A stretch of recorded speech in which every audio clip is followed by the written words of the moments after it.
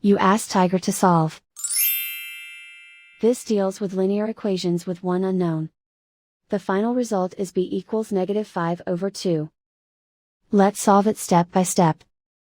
Simplify the expression. Group like terms.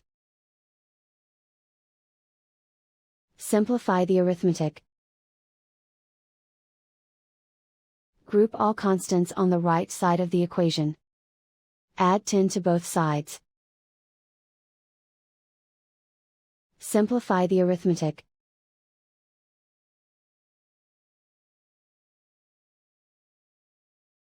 Isolate the b. Divide both sides by -4.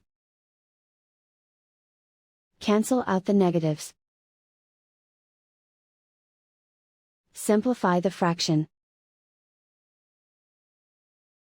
Move the negative sign from the denominator to the numerator. Find the greatest common factor of the numerator and denominator. Factor out and cancel the greatest common factor. And so the final result is b equals -5/2.